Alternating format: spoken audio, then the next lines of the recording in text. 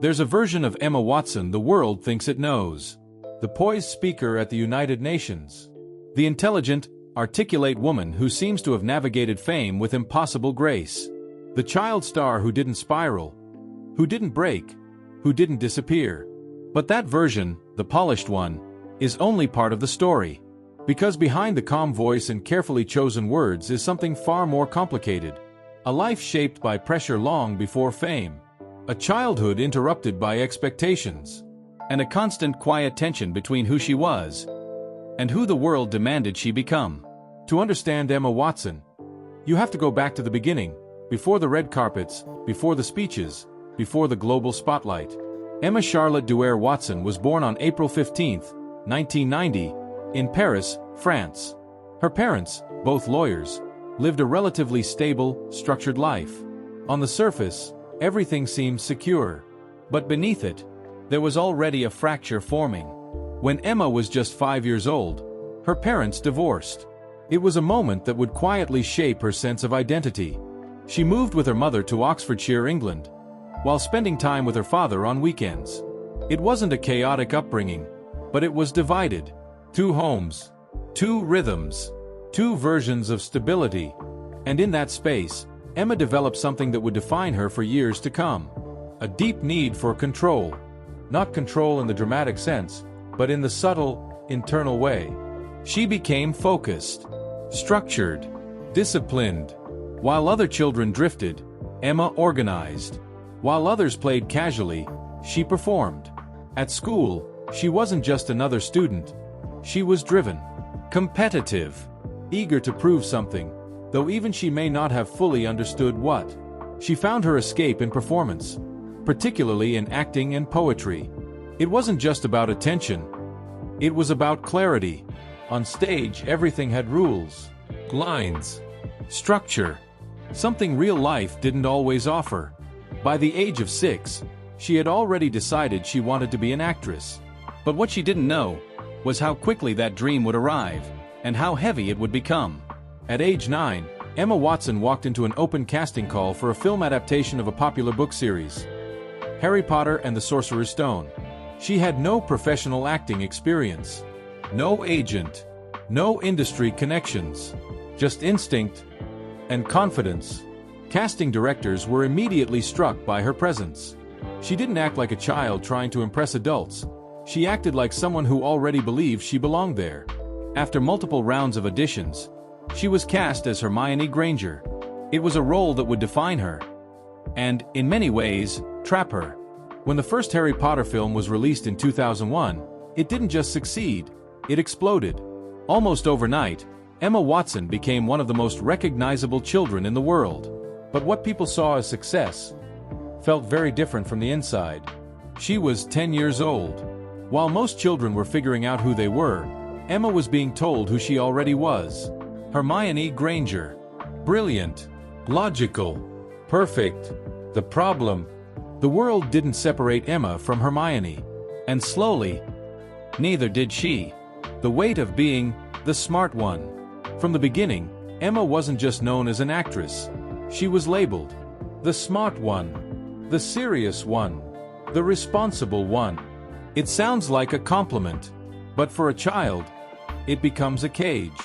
Because once you're known for being perfect, you stop being allowed to be anything else. Emma has spoken in interviews about feeling intense pressure to live up to Hermione's image. Not just on screen, but in real life. She studied harder, behaved more carefully, spoke more thoughtfully. Not necessarily because she wanted to, but because she felt she had to. And that pressure didn't come from one place, it came from everywhere. Fans, media, even herself. As the films continued, Emma Watson didn't just grow up, she grew up publicly. Every awkward phase documented, every change analyzed, every mistake magnified. While her peers experienced adolescence in private, Emma lived it under a microscope. There were rules she didn't choose, expectations she didn't create, and a constant awareness that anything she did, anything at all, could become a headline. That kind of scrutiny doesn't just affect behavior. It changes identity. Because when you're always being watched, you start performing, even when you're not acting. Behind the magic of the Harry Potter films was a production machine that lasted nearly a decade. 10 years. 8 films. Endless press tours. Relentless schedules. For Emma, it wasn't just a job, it was her entire childhood. There were moments when she considered walking away. Moments when the pressure felt too heavy. She has openly admitted that during the later films, she questioned whether she could continue. Not because she didn't love acting, but because she didn't know who she was outside of it. Imagine being known by millions before you even know yourself. By her teenage years, Emma Watson was living 2 lives. On one side, a global icon, a symbol of intelligence and empowerment. On the other, a young woman quietly trying to understand who she actually was. And those 2 identities didn't always align. She wanted normalcy, privacy, education, space to grow without expectation. But normalcy doesn't come easily when the world has already decided who you are. As the Harry Potter series moved toward its conclusion, something subtle began to shift. Emma started pushing back. Not publicly, not dramatically, but internally. She became more selective, more introspective, more determined to define herself beyond Hermione. And one decision, in particular, would shock many people. Instead of diving deeper into Hollywood, she chose to step away. At the height of her fame, Emma Watson made a move that confused the industry. She enrolled at Brown University. To many, it didn't make sense. Why would one of the most famous actresses in the world choose to sit in classrooms, write essays, and live among students who weren't part of her world? But for Emma, it wasn't a detour. It was survival. Because for the first time in her life, she wasn't trying to live up to a character. She was trying to meet herself. What most people don't realize is this: Emma Watson didn't just grow up in fame. She grew up trying to escape it. Not in a dramatic, headline-making way, but in small, deliberate choices. Choosing education over exposure, privacy over publicity, self-discovery over constant performance. And those choices came at a cost. Missed roles, industry confusion, public misunderstanding. Because Hollywood doesn't always reward those who step back. It rewards those who stay visible. And Emma Watson was beginning to disappear, at least on her own terms. By the time the final Harry Potter film was released in 2011, Emma Watson had spent over half her life inside one role. The world celebrated the end of an era. But for Emma, it was something else entirely. It was a question. A quiet, unresolved question that had been building for years. If I'm not Hermione, then who am I? And that question would lead her into a completely different phase of her life. One filled with uncertainty, reinvention, and a growing tension between fame and purpose.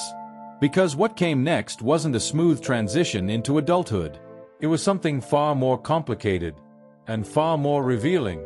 The end of the Harry Potter era wasn't a clean break for Emma Watson. It was more like stepping out of a role and realizing there was no script waiting on the other side. For the first time in her life, there was no clear direction, no character to guide her decisions, no production schedule telling her who she needed to be next. Just silence. And in that silence, something unfamiliar began to surface. Uncertainty. After the final installment of the Harry Potter wrapped, Emma was expected to do what most successful actors do: capitalize. Bigger roles, bigger franchises, a seamless transition into adult stardom. But instead, she slowed down. And that decision didn't come without consequences. Hollywood thrives on momentum. When you disappear, even briefly, you risk becoming irrelevant. Offers don't wait forever. Audiences move on. Narratives shift. Emma knew that. But she also knew something else. If she kept going at the same pace, she might lose herself completely. Her decision to attend Brown University wasn't just about education. It was about distance. Distance from cameras. Distance from expectations. Distance from the version of herself the world had constructed. But even there, she wasn't invisible. Students recognized her. Media followed her. Her presence disrupted the very normalcy she was trying to find. At one point, she transferred temporarily to Oxford, seeking a more familiar environment. It wasn't failure. It was adaptation. Because the truth was, there was no such thing as a normal life anymore. Not for her. Still, she persisted. And in 2014, she graduated with a degree in English literature. To some, it looked like a side achievement. But for Emma, it was something deeper. Proof that she could exist outside of fame. Returning to acting after that kind of pause isn't easy. Because when you step away, people start to question your place. Are you still relevant? Do audiences still care? Are you still marketable? Emma Watson wasn't just competing for roles anymore. She was redefining her position in an industry that had already categorized her. Her early post-Harry Potter roles reflected that struggle. Films like The Perks of Being a Wallflower showed a more vulnerable, emotionally layered side of her. It was a deliberate choice. Not to prove she could act. She had already done that. But to prove she wasn't Hermione. Then came The Bling Ring. A sharp contrast to everything audiences associated with her. Materialistic. Reckless. Detached. It was uncomfortable for viewers. And that discomfort was the point. Emma wasn't trying to be liked. She was trying to be understood. On her own terms. Despite her efforts, the shadow of Hermione never completely disappeared. Interviews still circled back to it. Fans still referenced it. Casting directors still saw it. Typecasting isn't always obvious. It doesn't mean you get identical roles. Sometimes it means people struggle to see you as anything else. Emma faced that constantly, and it created a quiet, ongoing tension. Because no matter how much she evolved, there was always a version of her the world refused to let go of. As she moved into adulthood, the expectations didn't fade, they changed. She wasn't just expected to be talented anymore. She was expected to be meaningful, intelligent, articulate, morally grounded. Emma Watson had become more than an actress. She had become a symbol. And symbols don't get the luxury of imperfection. Stepping into activism. A different kind of spotlight. In 2014, Emma took on a role that would redefine her public identity. She became a UN Women Goodwill Ambassador. And soon after, she launched the HeForShe campaign. Her speech at the United Nations went viral. Not because it was dramatic, but because it was precise, clear, thoughtful, controlled. She spoke about feminism not as a radical concept, but as a human one. And suddenly, the narrative around her shifted again. She wasn't just a former child star trying to grow up. She was a global advocate. But activism, like fame, comes with its own pressures. Every word scrutinized. Every action evaluated. Every inconsistency amplified. Emma Watson wasn't just representing herself anymore. She was representing an idea. And that responsibility is heavy. Because when you speak for something bigger than yourself, you're no longer allowed to be uncertain in public. And yet, behind the scenes, Emma has always been someone who questions, who reflects, who evolves. That tension, between certainty and introspection, never fully disappeared. In 2017, Emma returned to a massive global stage with Beauty and the Beast. The film was a commercial success. Familiar story, familiar structure, but something about it felt controlled, safe. And that wasn't accidental. After years of navigating identity, expectations, and reinvention, Emma chose a role that aligned closely with her public image. Intelligent, independent, principled. Belle wasn't just a character. She was an extension of the version of Emma the world was comfortable with. And that choice raised a quiet question. Was Emma Watson shaping her career?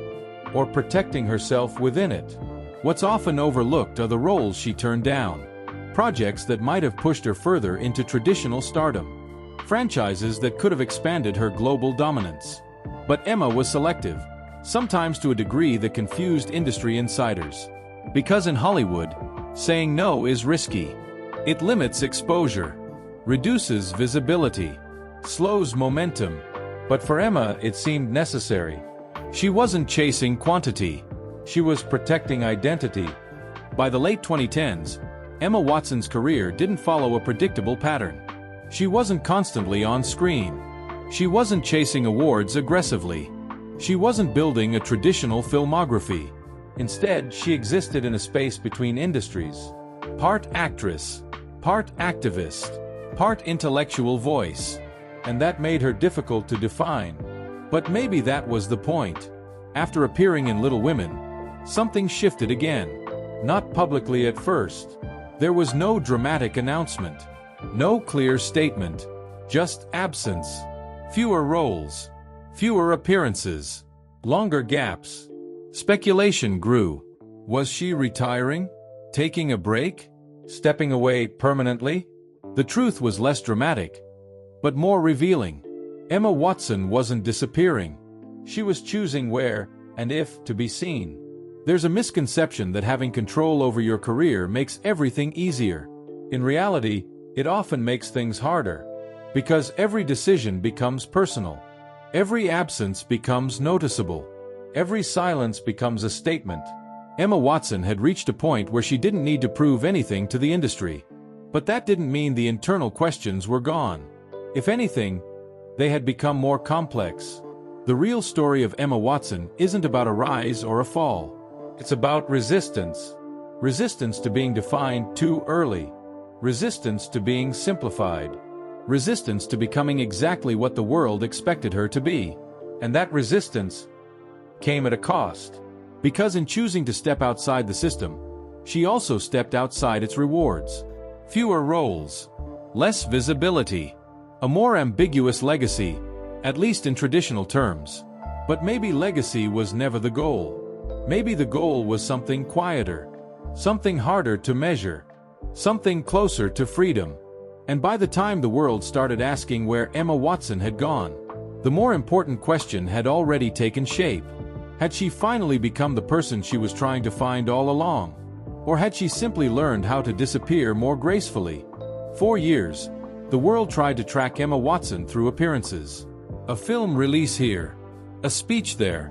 A red carpet moment. Followed by long stretches of silence. But what looked like inconsistency from the outside was something far more intentional on the inside. Because by the time she stepped away after Little Women, Emma Watson had already spent nearly 2 decades living under observation. And at some point, the question stopped being, what should I do next? It became, what do I actually want my life to feel like? There was no official retirement. No dramatic exit from Hollywood. Just a gradual, almost quiet recalibration. She stopped chasing roles. Stopped appearing as frequently. Stopped participating in the constant cycle of visibility that defines celebrity life. To some, it looked like she was fading out. But fading implies loss. What Emma was doing was choosing. And that difference matters. Because for the first time since she was 9 years old, her life wasn't being structured around external demands. It was being shaped internally. The fear of being misunderstood. One of the lesser-known truths about Emma Watson is how aware she is of perception. Not just how people see her, but how easily that perception becomes fixed. Over the years, she has spoken carefully, sometimes cautiously, about her choices. Not because she lacks confidence, but because she understands how quickly narratives can flatten complexity. If she steps away, she's retired. If she returns, she's rebranding. If she speaks, she's positioning. But rarely is she simply evolving. And that awareness creates a quiet pressure. Because when you know you're constantly being interpreted, you begin to guard the parts of yourself that don't translate easily. Unlike many public figures, Emma Watson has kept her personal life deliberately out of reach. There are relationships the media has speculated about. Moments captured without context. But very little that she has willingly turned into content. In an era where visibility is currency, that choice is almost radical. Because it means giving up a certain kind of control, the kind that comes from shaping your own narrative publicly. Instead, she chose privacy. And privacy, in her position, comes at a cost. Less engagement. Less relevance in trending conversations. Less constant presence in the cultural spotlight. But also, more space to exist without performance. By traditional standards, Emma Watson's career looks unusual. She doesn't work constantly. She doesn't maximize exposure. She doesn't follow the expected trajectory of a global star. But that's only if you measure success through output. What if success, for her, became something else entirely? Stability, autonomy, alignment, not with what the industry rewards, but with what feels sustainable. Because the truth is, many child actors spend their adulthood trying to recover from their childhood. Emma Watson tried to redesign hers. Her work with the United Nations Women and the HeForShe campaign wasn't just a public role. It was a shift in identity. But over time, even that evolved. She moved away from constant public speaking and toward quieter forms of advocacy. Less visible, less performative, more integrated into how she lives, rather than how she presents herself. Because activism, like fame, can become a role. And Emma has always been cautious about roles, especially the ones that don't come with an ending. In recent years, Emma Watson has explored creativity in ways that don't always make headlines. She directed a campaign for Prada. She became involved in sustainable fashion initiatives. She leaned into storytelling, not always as an actress, but as someone shaping narratives from behind the camera. These aren't the kinds of moves that dominate box office charts, but they reveal something important. She never stopped being creative. She just stopped expressing it in ways the industry could easily package. There's a quiet misconception that Emma Watson figured everything out, that she navigated fame perfectly, that she transitioned smoothly, that she built a life without friction. But reality is less clean than that. She has spoken about feeling lost, about questioning her place, about struggling with the idea of being behind, compared to others her age. At one point, she described herself as self-partnered, a phrase that was widely discussed, often misunderstood, and sometimes mocked. But beneath it was something honest, an attempt to define life on her own terms, without rushing into expectations. Publicly, Emma Watson represents clarity, intelligence, confidence, purpose. But privately, like anyone, she navigates uncertainty. The difference is, her uncertainty exists under the shadow of a fixed image. And that gap, the space between how she's seen and how she feels, has been a constant throughout her life. From Hermione Granger to Hollywood actress to global activist, each identity came with expectations. And each time, she had to decide, do I live up to this? Or step outside it? There's no single reason Emma Watson reduced her acting work. It wasn't burnout alone. It wasn't disillusionment alone. It wasn't activism alone. It was a combination of factors, layered over time. A desire for privacy, a need for autonomy, a resistance to being boxed into predictable roles, and perhaps most importantly, a recognition that constant visibility doesn't always equal fulfillment. Because the thing she had the most of, fame, was never the thing she seemed to chase. The legacy that doesn't fit a category. Emma Watson's legacy is difficult to define. She isn't just an actress. She isn't just an activist. She isn't just a former child star who made it through. She exists somewhere in between all of those identities, and that in-between space is often misunderstood, because it doesn't offer clear milestones, no continuous filmography, no dominant narrative arc, no single defining role after Hermione. But maybe that's what makes it real, because real lives don't always follow satisfying structures. The untold truth about Emma Watson isn't that she disappeared. It's that she refused to become predictable. In an industry that thrives on repetition, she chose disruption. In a culture that rewards constant presence, she chose absence. In a system that defines people quickly, she chose to remain undefined. And that choice quietly changed everything. If you look at her career through the lens of Hollywood expectations, it might seem incomplete.